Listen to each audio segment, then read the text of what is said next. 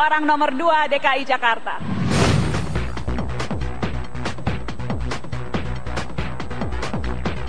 Sosok yang kini menjabat Wakil Gubernur DKI Jakarta ini memang sedang bersinar terang.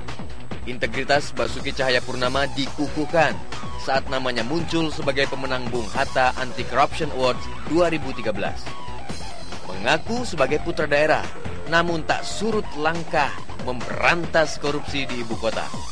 Atas nama transparansi, pria yang akrab disapa Ahok ini selalu mengunggah video rapat lewat situs YouTube. Saya boleh contoh kontrak tahun ini, terus saya yang ngomong. Bapak gini Pak, yang ngomong hotel itu saya loh Pak, bukan Bapak loh, kasih tahu saya loh Pak. Saya yang kasih tahu Bapak loh, bahwa mana Bapak sudah itu lama. Ia juga tak segan memajang slip gaji sebagai wakil gubernur di situs pribadinya dan memasang CCTV untuk memantau setiap kantor pemerintahan. Ayah 3 anak ini dikenal temperamental. Ia kerap marah kepada pegawai yang tidak bekerja dengan baik, bahkan tak segan mencopot mereka dari jabatan. Demi memutus rantai korupsi, Ahok nekat memotong anggaran dinas yang tidak jelas penggunaannya. Setahun sudah, politikus Partai Gerindra ini mendampingi Joko Widodo menjadi pemangku Jakarta. Meski sempat diguncang isu SARA, Ahok tetap berdiri tegak menjalankan kebijakan yang tidak populer. Kita sambut Wakil Gubernur DKI Jakarta, Basuki Cahayapurnama. Tepuk tangan sekali lagi dong. Terima kasih Pak Ahok sudah mau diculik dari Jakarta untuk datang ke Malang. Sudah berapa lama tidak datang ke Malang Pak Ahok? Aduh, udah lama saya lupa udah kapan. Pak Ahok, saya mau langsung tanya, banyak orang yang terkagum-kagum, bahkan tapi seringnya terkaget-kaget sama keberanian Anda Pak Ahok. Tampaknya Anda tuh orangnya nggak ada takutnya ya. Dari mulai preman, cuek saja dilabrak, sampai menteri pun ada yang dimarahin juga sama Pak Ahok. Sampai hampir semua orang itu Ahok nggak ada matinya, nggak ada takutnya, semuanya dilawan. Nah, asal keberanian itu dari mana Pak Ahok? Kok bisa berani sekali? Saya kira ini mungkin udah pernah dengar cerita di kapal penumpang di laut, ada nenek-nenek kecebur ke laut kan.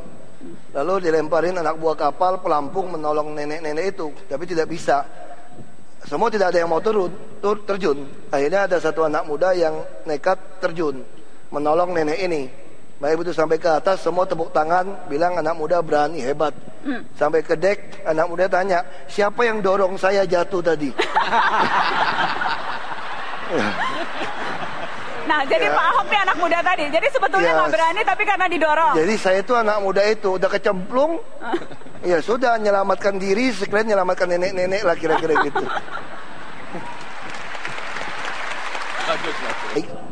Yang sisanya 60% lihat-lihat angin kira-kira gitu.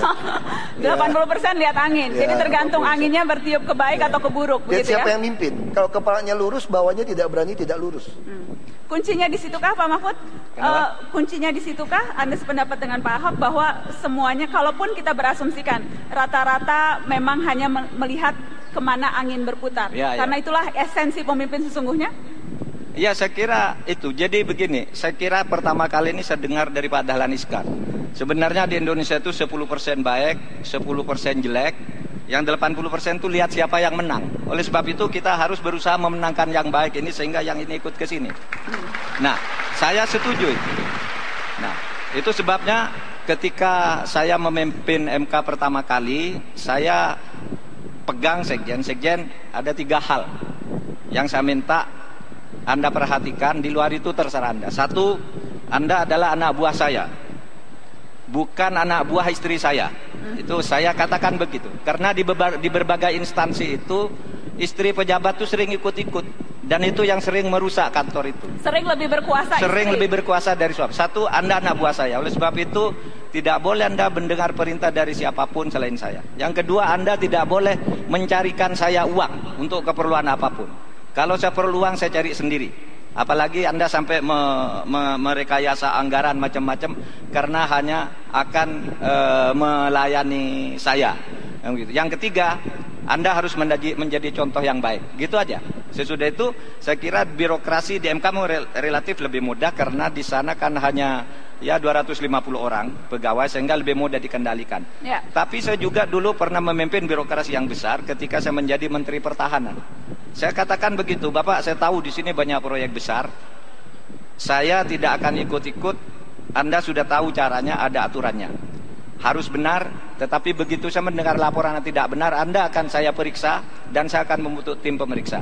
Okay. Nanti kalau ada datang ke saya, mungkin teman saya akan minta proyek.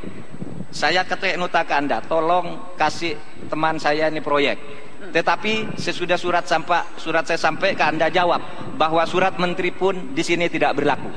Begitu. Jadi korbankan saya bahwa Anda tidak menghargai saya karena saya telah mengeluarkan memo untuk meminta proyek, untuk meminta macam-macam gitu. Nah, itu saya katakan begitu. Saya sempat ngobrol-ngobrol sama beberapa orang yang makan di bakso presiden. Kita lihat sama-sama tayangan tadi malam waktu makan bakso presiden di sini.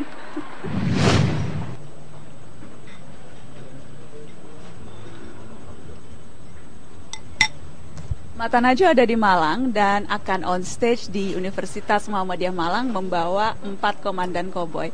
Seperti apa tanggapan warga Malang soal 4 komandan ini? Kita akan tanya sama-sama sejumlah pengunjung yang saat ini ada bersama saya di Bakso Presiden di Malang. Kita akan lihat yang ke sana dulu. Selamat sore, Mbak. Sorry ganggu makan baksonya. Mbak siapa? Yanti. Mbak Yanti. Mbak Yanti, saya mau nunjukin nih. Ada poster Mata Najwa on stage. Bentar ya, Mbak. Ada 4 komandan koboi. Mbak Yanti mau komentarin yang mana? Ahok. Kenapa Ahok? Satu, galak. Galak? Iya. Taunya dari mana galak? Dari setiap dia berbicara gitu atau memberikan pendapat. Ketika ada masyarakat yang mungkin kurang setuju dengan sikap-sikap dia untuk memajukan kota Jakarta. Jadi kesan pertama terhadap Ahok tuh galak. Terus apa lagi? Tapi itu bagus kalau menurut saya. Orang Jakarta harus digalakin ya? Enggak juga. Itu. Oke, makasih ya Mbak Yanti. Ada satu komandan sudah dikomentari, kita akan tanya yang lain. Selamat sore Mas, dengan siapa? Selamat sore, Dani. Siapa yang mau dikomentari? Bapak Dahlan Iskan. Pak Dahlan? Iya. Apa komentarnya soal Pak Dahlan? Saya secara personal suka dengan pribadi Bapak Dahlan Iskan. Beliau sebagai Menteri BUMN, sebagai pemilik salah satu grup besar Jawa Pos, beliau itu nggak jaim. Nggak jaim ya? Misalnya apa? Kelihatan nggak jaimnya dari mananya? Nggak jaim, nggak kayak menteri yang lain. Misalnya turun ke jalan harus pakai kemeja, jas lengkap, dikawal gitu. Beliau kalau turun ke jalan merakyat pakai jas biasa, pakai baju biasa. Andalannya baju putih dan sepatu kets tuh. Iya, betul sekali. Hafal ya sudah ya. Jadi nggak kayak menteri yang lain jaim. Iya. Nggak perlu, kan mereka juga diangkat dari rakyat juga, mereka ada sama lah kedudukannya dengan rakyat. Nggak perlu bikin kawal, bikin macet gitu. Oke, jadi betul-betul koboi itu Dahlan Iskan. Betul banget. Oke, makasih ya Mas Dani. Kita tanya lagi beberapa orang yang ada di Bakso Presiden. Boleh saya ganggu sebentar? Saya duduk sini ya, numpang makan baksonya dengan Mas siapa? Iwan. Mas Iwan, ini dengan istrinya? Iya. Dengan Mbak siapa? Mbak Dwi.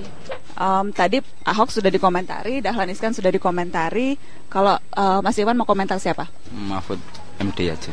Mahfud MD? Iya. Oke, apa komentarnya? Komentarnya Mahfud MD ini kan